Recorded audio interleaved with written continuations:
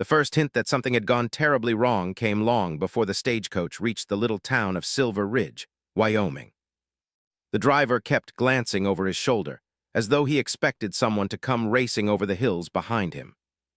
Dust rolled across the open prairie while the horses pulled harder than usual, their hooves striking the dry earth in a hurried rhythm. On the wooden platform outside the station, 4 Harper brothers stood waiting with anxious hearts. Each of them had written to a marriage agency months earlier, hoping that somewhere back east there was a woman willing to build a new life beside them on their struggling cattle ranch. None of them imagined that before the sun set, their lives would become tied together with 4 women carrying a secret powerful enough to follow them across half the country. Nathan Harper, the oldest brother at 32, stood with his arms folded across his chest. Years of drought, cattle sickness, and endless responsibility had carved quiet lines into his face that made him seem older than he truly was. Since their father passed away, every decision rested on his shoulders. Sending for brides had never been about romance in his mind. He believed a family needed hope, and hope began with a home filled with laughter instead of silence. Still, as the coach rolled closer, he wondered if he had asked strangers to sacrifice too much by leaving everything they knew for a lonely ranch hidden among Wyoming hills. Beside him stood Luke Harper, whose easy smile had always carried the family through difficult times. He joked when work became exhausting and laughed even when rain refused to fall. But today his grin had disappeared. He kept brushing invisible dust from his vest and pretending he wasn't nervous. Months earlier, he had chosen his future bride because her letter spoke about enjoying honest conversations and hard work more than fancy dresses or city dances. Those words had stayed in his memory ever since. Not far away waited Elias Harper. Quiet and thoughtful, he found more comfort among books and journals than crowded gatherings. He often spent evenings writing down the changing seasons or sketching wildflowers growing near the creek. His chosen bride had mentioned painting landscapes and reading poetry beside a fireplace. He had imagined countless conversations with her, yet now he feared she would step off the coach, look around at endless fields, weathered barns, and rough wooden fences, then wish she had never come. The youngest brother, Samuel, barely 21, could hardly stand still. Hope lit every expression on his face. Unlike his older brothers, he hadn't searched for perfection in the letters. One sentence had captured his heart. The woman simply wrote, "Kindness makes even difficult days easier." Samuel had folded that letter into his pocket and read it so many times the paper had nearly fallen apart. The coach finally stopped with a loud creak. Dust drifted through the afternoon air while everyone on the street paused to watch. Even the blacksmith leaned out of his workshop, curious about the arrival. The driver climbed down slowly, removed his hat, and wiped sweat from his forehead. "Harper boys," he called, forcing a smile. "Looks like you've got yourselves company." Nathan stepped forward. "3 women were expected today," he said. "The 4th isn't due until next month." The driver scratched his beard but said nothing. Instead, he opened the coach door. A young woman carefully stepped onto the platform. She wore a simple blue traveling dress that had gathered dust during the long journey. Despite her tired eyes, there was quiet warmth in her expression. She looked around the unfamiliar town with cautious hope instead of fear. Samuel forgot how to breathe. She looked exactly like someone who believed goodness still existed in the world. Then she turned back and offered her hand to another passenger. The second woman descended slowly, carrying a leather satchel filled with papers and sketchbooks. Her thoughtful gray eyes wandered across the mountains rising beyond the town. Elias felt an unexpected calm settle over him. She studied the landscape the same way he often did, noticing beauty hidden inside ordinary things. The third woman followed with confident steps. She carried herself with strength earned through years of overcoming hardship. Her chin remained high despite the long journey, and determination shone inside her sharp green eyes. Luke couldn't help smiling again. She looked capable of arguing with a thunderstorm and somehow winning. Before anyone could speak, another figure appeared inside the coach doorway. She was older than the others by several years. Her dark auburn hair was neatly pinned beneath a traveling bonnet, though loose strands danced in the afternoon breeze. There was quiet dignity in the way she stood. She wasn't proud or distant. She simply looked like someone who had spent years protecting everyone except herself. Her eyes met Nathan's for only a moment. Neither of them looked away. Something unspoken passed between two strangers, carrying far more responsibility than either wished to admit. The four women gathered together before the brothers. People watching from nearby storefronts whispered softly. It became obvious almost immediately. The same gentle smiles. The same family resemblance. The same determined expressions. They were sisters. Nathan frowned slightly. "I'm afraid there's been some mistake." The eldest woman stepped forward. "There hasn't," she answered calmly. "My name is Margaret Bennett. These are my sisters, Evelyn, Charlotte, and Grace." Luke looked from one face to another. "You all answered advertisements from the Harper brothers." Margaret nodded. "Yes." Nathan hesitated. "But there were only supposed to be 3 women," Margaret finished gently. She reached into her small handbag and unfolded several carefully preserved letters. The marriage agency accidentally published that 4 Harper brothers were all seeking wives at the same time. Samuel blinked. "So all 4 of you decided to come together?" Margaret looked toward her sisters before answering. "We've spent our entire lives protecting one another. When we learned there was a chance to stay together instead of being separated forever, we accepted it." Grace lowered her eyes. "We couldn't bear another goodbye." Silence settled across the station. Nathan noticed their luggage. Only a few worn trunks. A single sewing basket. A wooden box tied carefully with rope. Everything they owned rested beside them on the platform. These women hadn't traveled west chasing adventure. They had traveled because they had nowhere else left to go. The driver quietly unloaded the final trunk before climbing back onto his seat. "I've carried folks across these territories for 20 years, he said. "Never seen 4 sisters hold each other together quite like these ladies." Then he snapped the reins and disappeared down the road.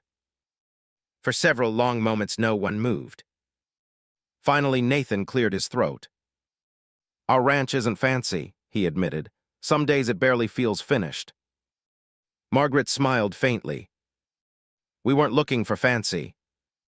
We were looking for honest." Something about those words eased the tightness inside Nathan's chest. He picked up the heaviest trunk without another question. "Then let's head home." The others quietly followed. The ride to Harper Ridge Ranch took nearly an hour. Golden sunlight stretched across endless grasslands, while distant mountains glowed beneath the evening sky. Grace watched wild horses running across a hillside with childlike wonder. Charlotte quietly sketched the rolling landscape inside a small notebook balanced on her lap. Evelyn asked Luke about every bird flying overhead, until he laughed and admitted he only knew half their names. Margaret sat beside Nathan in thoughtful silence.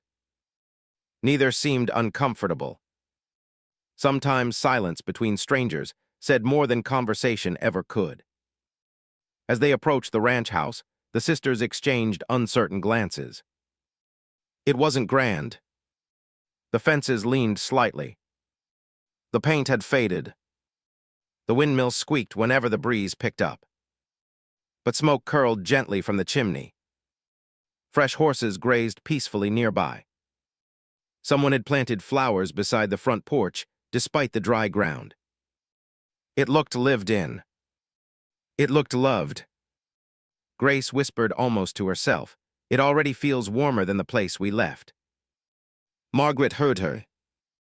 She reached over and quietly squeezed her youngest sister's hand. Nathan noticed the small gesture without saying anything. For reasons he couldn't explain, he found himself hoping these women had finally reached the place they had been searching for all along. Yet far behind them, beyond the Wyoming hills, another stagecoach rolled west carrying a sharply dressed man who held 4 faded photographs inside his coat pocket. He looked at each face one by one before folding the pictures away. "They won't stay hidden forever," he muttered coldly. As darkness settled across the frontier, the Harper family believed their future had finally begun. None of them realized the past was already following close behind. The first morning at Harper Ridge Ranch arrived wrapped in pale sunlight and cool mountain air. A gentle breeze carried the scent of pine through the open windows, while horses shifted quietly inside the nearby corral. Everything felt unfamiliar, yet strangely peaceful. The four Bennett sisters rose before anyone else, not because they had been asked to work, but because none of them wanted to feel like guests living on another family's kindness. They had survived too many uncertain days to forget the value of earning their place. Margaret quietly tied an apron around her waist after discovering one folded neatly inside a kitchen cupboard. She found sacks of flour, jars of preserves, and a small basket filled with fresh eggs gathered the evening before. Within an hour, warm biscuits filled the cabin with a rich smell that made even Nathan stop in the doorway longer than he intended. He hadn't smelled fresh baking since their mother passed away years earlier. Luke wandered inside, rubbing sleep from his eyes. "I thought I was dreaming," he laughed. "Turns out someone actually knows how to cook." Margaret smiled without looking up. "I hope that's a compliment." "It surely is." Nathan pulled out a chair and quietly sat down. He broke open one of the biscuits, steam rising into the morning light. For several moments he simply ate in silence. Then he nodded once. "My mother made them like this." It wasn't much, but Margaret understood what those few words meant. She simply answered softly, "I'm glad they brought back something good." Across the table, Samuel watched Grace stirring honey into her tea. Every few seconds she glanced out the window at the horses grazing outside, her curiosity impossible to hide. "Have you ever ridden before?" he finally asked. She laughed quietly. "Only once. And I fell into a creek." Samuel burst into laughter so suddenly that everyone looked toward him. Grace couldn't help laughing too. The sound spread through the room like sunlight after days of rain. For the first time since arriving, the cabin no longer felt filled with strangers. After breakfast, everyone drifted toward their daily work.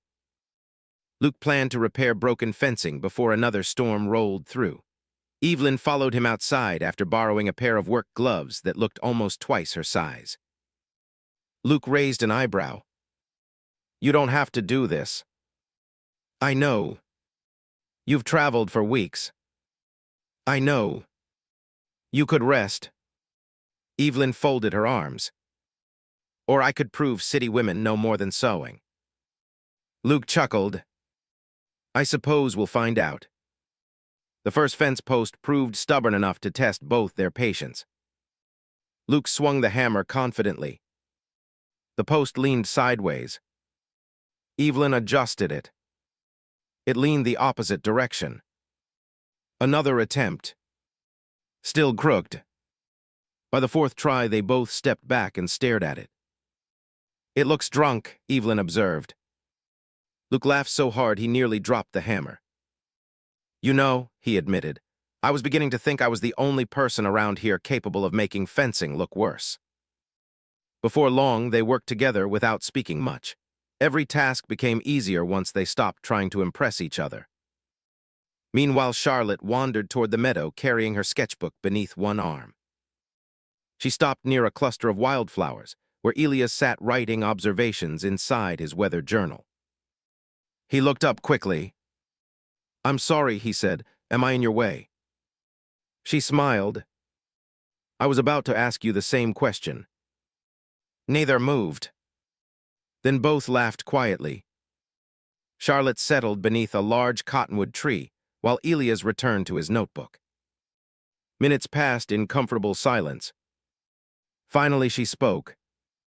"Do you always write outdoors?" "When I can." "What do you write?" He hesitated before handing her the notebook. Charlotte carefully read a page describing the changing color of autumn grass, the flight of hawks above distant cliffs, and the sound of wind crossing empty fields. She looked genuinely surprised. "You notice everything." Elias shrugged. "I suppose I always have." She handed the journal back gently. "I hope you never stop." Those simple words stayed with him long after she returned to her sketch. Near the stables, Samuel proudly introduced Grace to every horse on the ranch, as though presenting old friends. "This stubborn fellow is Ranger."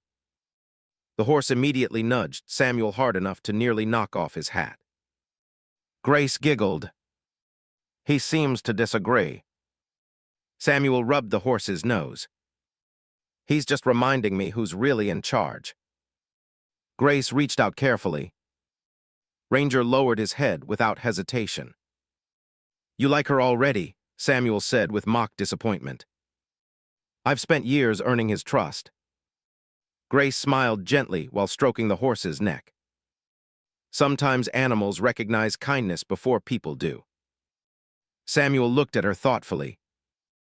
He had never heard anyone say something so simple yet so true. As the days passed, small changes quietly settled over Harper Ridge. Fresh curtains appeared in the kitchen windows after the sisters repaired old pieces of fabric tucked away inside storage chests. Charlotte arranged wildflowers inside old glass jars. Grace planted herbs beside the porch. Margaret reorganized shelves no one had touched for years. The cabin slowly transformed from a lonely ranch house into something that truly felt like home. Even Nathan found himself lingering indoors after supper, instead of returning immediately to unfinished work. One evening, he noticed Margaret carefully repairing one of his father's worn jackets by lantern light. "You didn't have to mend that," he said. She looked up. "I know. It belonged to my father." "I guessed." Nathan walked closer. "The tier has been there almost 5 years." Margaret smiled softly. "Some things deserve another chance." Nathan looked at the careful stitching. For reasons he couldn't explain, those words stayed with him long after he went outside. Yet beneath every peaceful moment lived an uneasy silence the sisters never fully escaped. Every afternoon Margaret checked the road stretching toward town. Every evening she made certain every window was locked before darkness settled. Twice Nathan noticed her quietly burning letters after reading them. He never asked why. He respected secrets when people weren't yet ready to share them. But one afternoon everything changed. The weekly mail arrived with old Mr. Collins, who delivered letters across 3 counties. Among several ranch invoices rested one cream-colored envelope sealed with dark blue wax. Margaret's smile disappeared the instant she recognized the handwriting. Her fingers trembled. Evelyn stepped beside her. Charlotte stopped sketching. Grace quietly reached for her oldest sister's hand. Without speaking, all 4 disappeared into their bedroom and closed the door. Nathan happened to pass the hallway minutes later. He heard nothing. Not a single voice. Only silence. The kind of silence carried by people reading words they had hoped never to see again. Almost an hour later, Margaret stepped onto the porch alone. The evening wind lifted loose strands of hair across her face, while she stared toward the distant hills. Nathan joined her quietly. "You don't have to tell me anything," he said. She nodded. "Thank you." But whatever frightened you wasn't inside that envelope alone. Margaret lowered her eyes. "It found us." Nathan studied her carefully. "I don't know who you're afraid of." "You shouldn't." "I know one thing." She looked at him. "You're standing on my family's land now." A tear escaped before she quickly wiped it away. "We never wanted to bring danger here." Nathan answered without hesitation. Sometimes people don't choose the storms chasing them. For several moments, neither spoke. Finally, Margaret whispered, almost too softly to hear. "I only wanted my sisters to have one place where they could sleep without fear." Nathan looked across the ranch, where lantern light glowed warmly inside every window. "You have that now?" She closed her eyes briefly, wanting to believe him. Far beyond Harper Ridge, a black carriage rolled into the nearby town of Dry Creek just after sunset. A sharply dressed gentleman stepped onto the wooden boardwalk, carrying a polished leather briefcase. His expensive coat looked completely out of place among dusty cowboys and cattle traders. He entered the hotel without smiling. "I need a room," he told the innkeeper. "For how long?" the old man asked. The stranger placed several gold coins on the counter. "As long as it takes." Then he carefully removed 4 small photographs from his pocket. He placed them side by side. "I'm searching for these sisters." The innkeeper studied the faces. "I've never seen them." The stranger smiled politely. "I believe you will." He slipped the photographs away. Outside, thunder rolled somewhere beyond the mountains. At Harper Ridge Ranch, everyone believed the danger remained hundreds of miles behind them. None of them realized it had just arrived in Wyoming. If you're beginning to care about these families, let me know in the comments whether you think the sisters should finally reveal the truth, or keep their past hidden a little longer. The hardest choices are still waiting ahead. Morning broke beneath heavy gray clouds that covered the Wyoming sky like a warning no one could ignore. The wind carried a sharp chill across Harper Ridge Ranch, bending the tall grass and rattling the loose shutters against the cabin walls. Nathan stepped outside before sunrise to begin his chores, but something immediately caught his attention. Fresh horse tracks crossed the road leading toward the ranch. They hadn't been there the night before. He crouched beside them. Whoever had ridden through had arrived after midnight. The tracks circled the property before turning back toward town.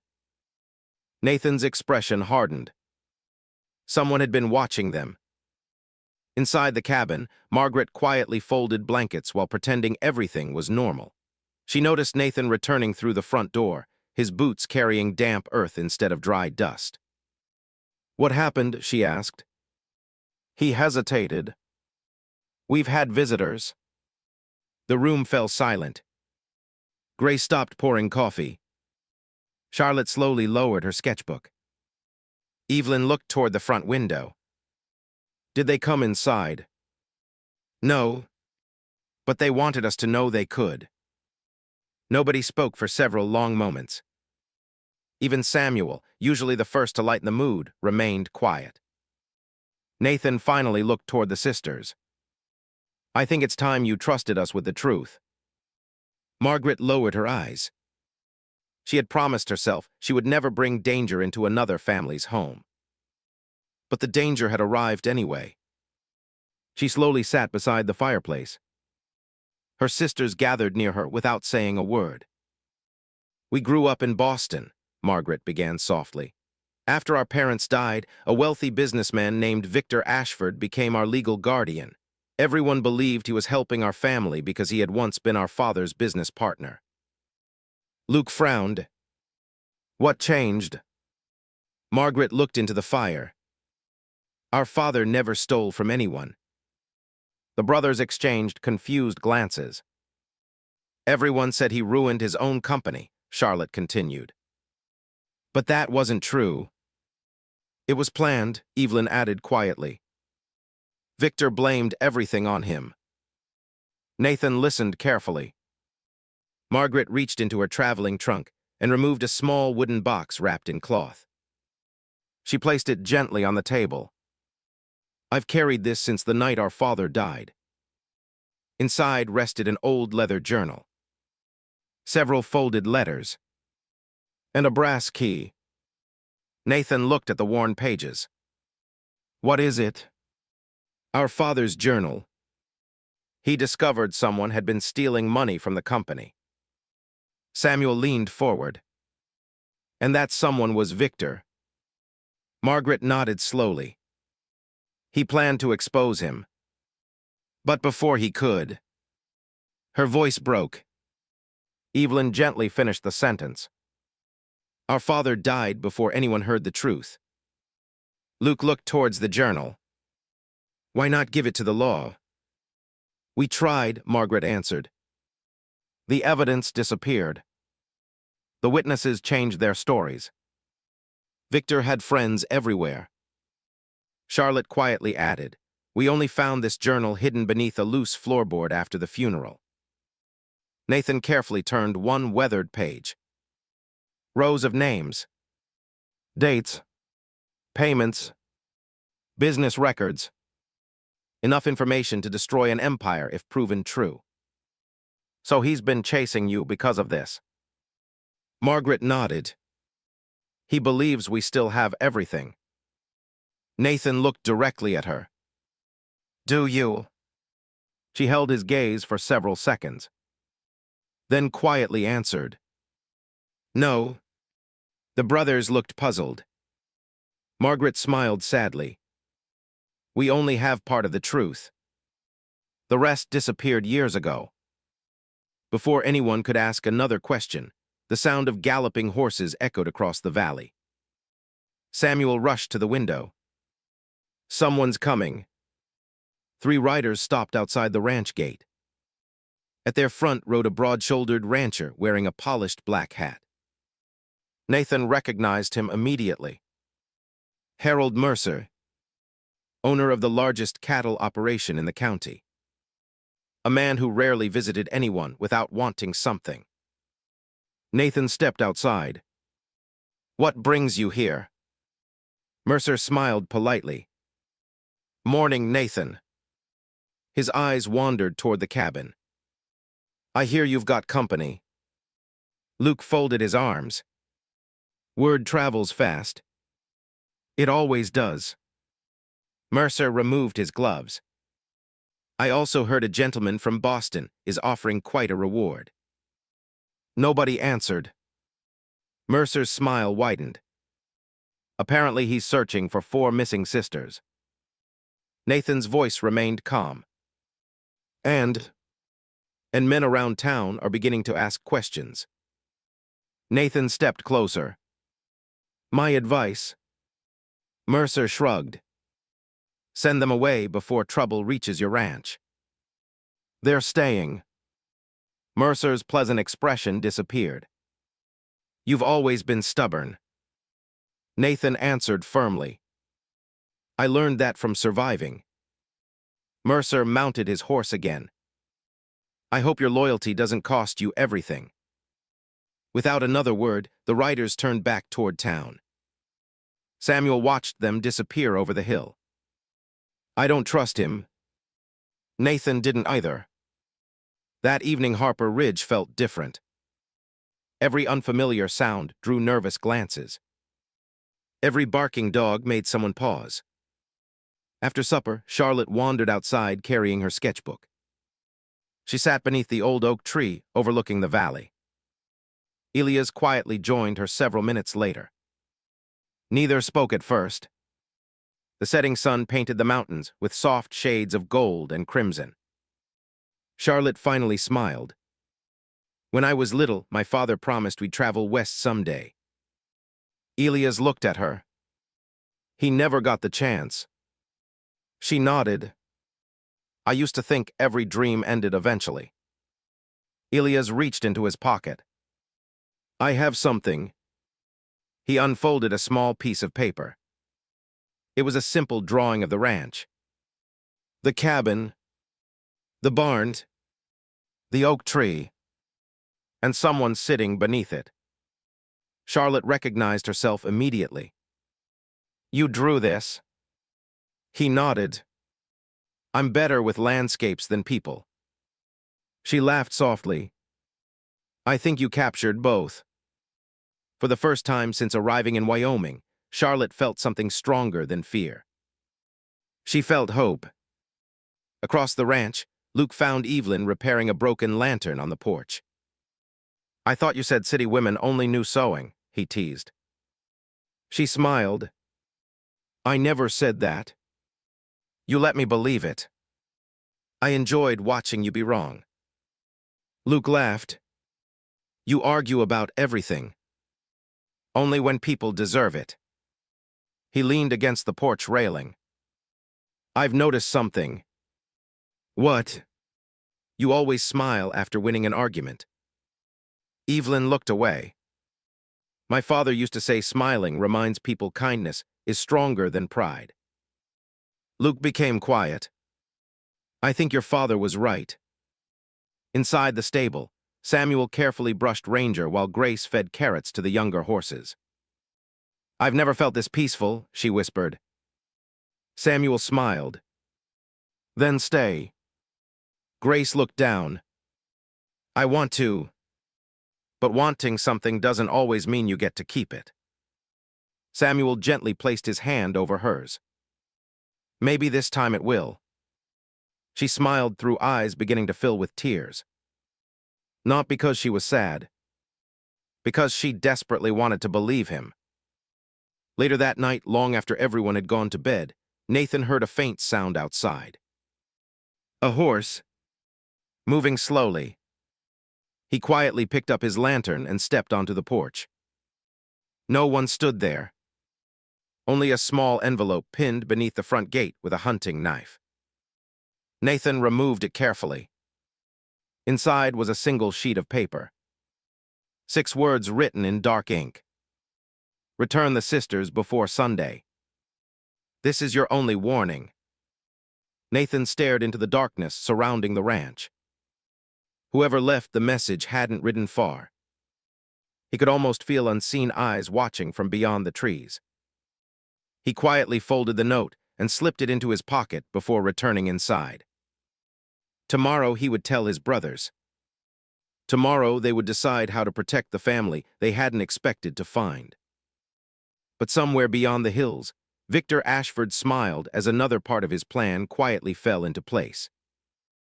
If this chapter has kept you on the edge of your seat, don't forget to like this story and subscribe for more emotional Wild West journeys. The biggest truth has not yet been revealed, and Part 4 will change everything. Sunday arrived beneath a cold gray sky that seemed to press down on Harper Ridge Ranch. The wind carried the scent of rain across the valley, and every member of the Harper family rose before sunrise. Nathan had barely slept. The threatening note rested inside his jacket pocket, its 6 words feeling heavier than any stone he had ever lifted. He stood on the porch watching the empty road, while his brothers quietly prepared the horses. No one spoke much. They all sensed that by nightfall, life would never be the same. Inside the cabin, the Bennett sisters gathered around the kitchen table. Margaret looked at each of her sisters, her heart filled with both gratitude and guilt. I never wanted any of this to reach your home, she said softly. Nathan stepped through the doorway before anyone could answer. It isn't just our home anymore. Margaret looked into his steady eyes. You still have time to send us away. Nathan slowly shook his head. I've spent years trying to protect this family. I won't start abandoning people now. Grace lowered her head, wiping away a quiet tear. For the first time in years, someone had chosen them instead of turning them away. The peaceful morning ended when the sound of wagon wheels echoed through the valley. Samuel climbed onto the porch railing. They're here. A large carriage rolled toward the ranch, followed by several riders. At its center sat Victor Ashford, dressed in a dark coat that looked untouched by dust despite the long journey. His silver walking cane rested across his lap, and the confident smile on his face suggested he expected victory before speaking a single word. Beside him rode Sheriff Collins and 2 deputies. Several curious townspeople followed behind, eager to witness whatever would happen. Victor stepped onto the ground with perfect composure.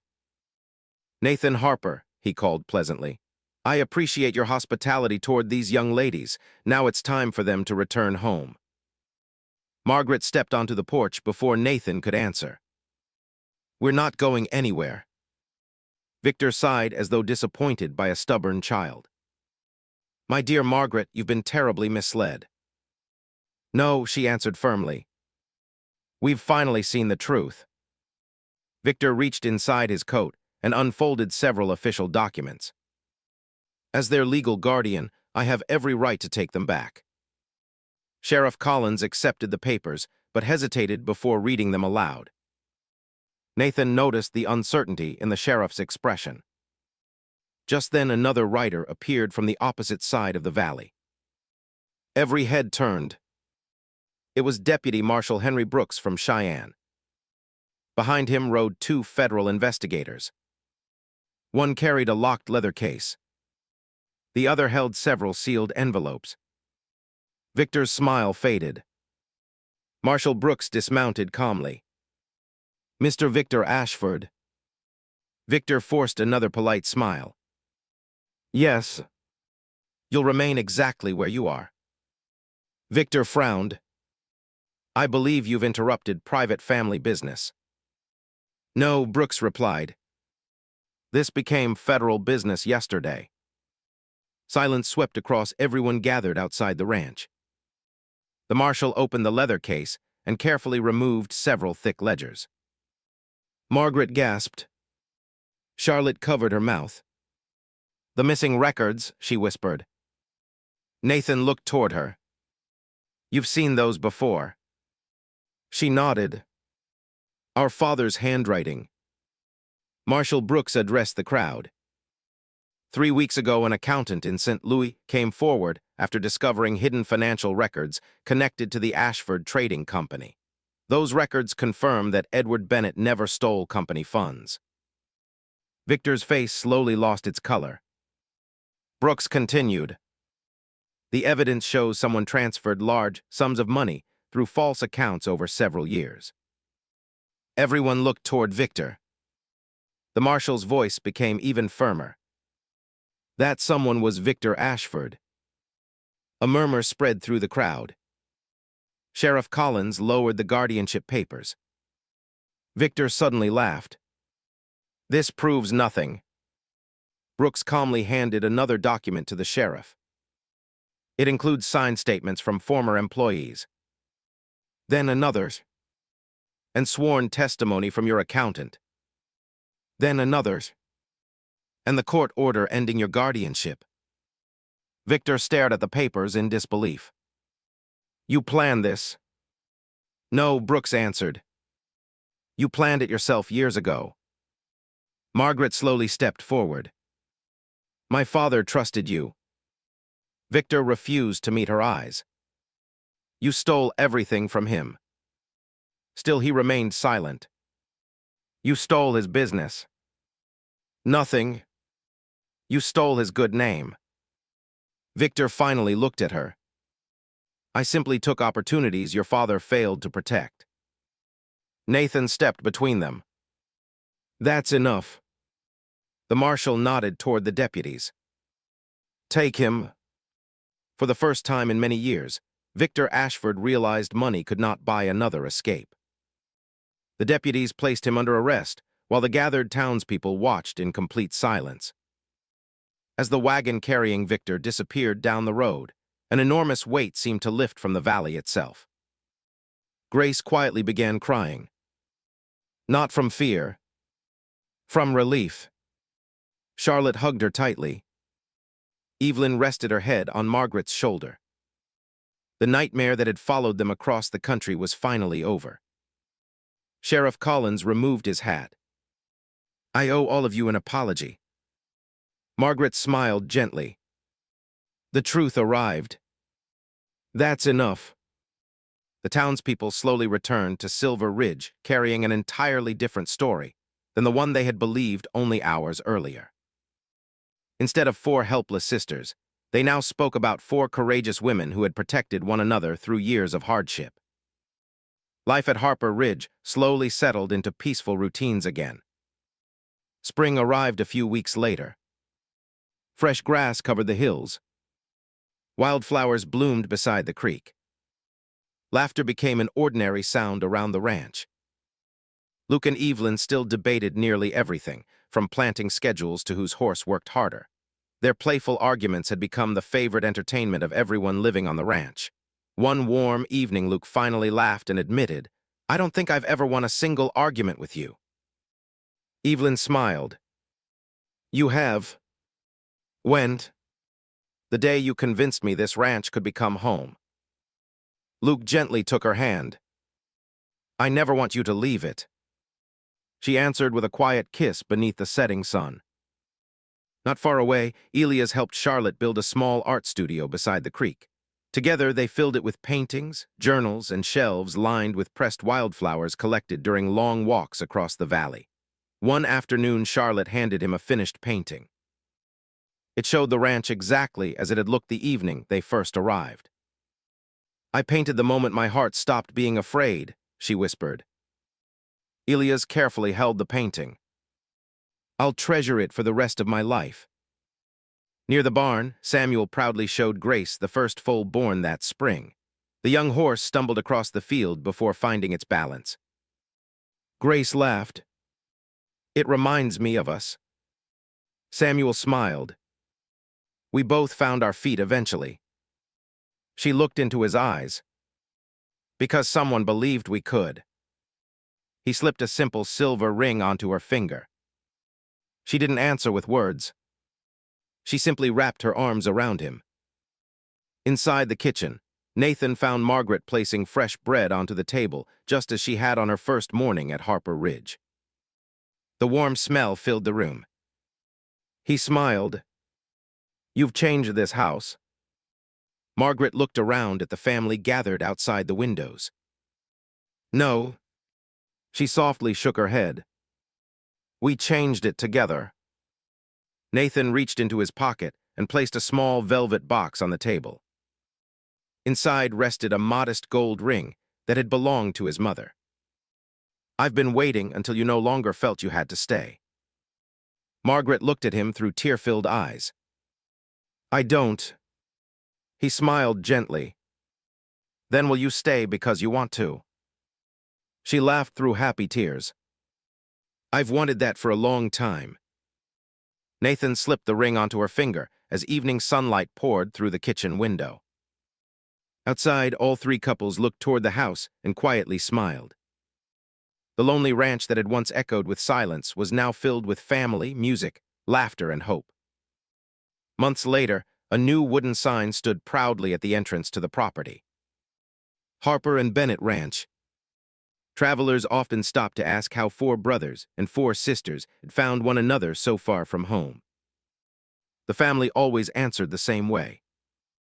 Sometimes the road you never planned to travel becomes the one that leads you exactly where you were meant to be.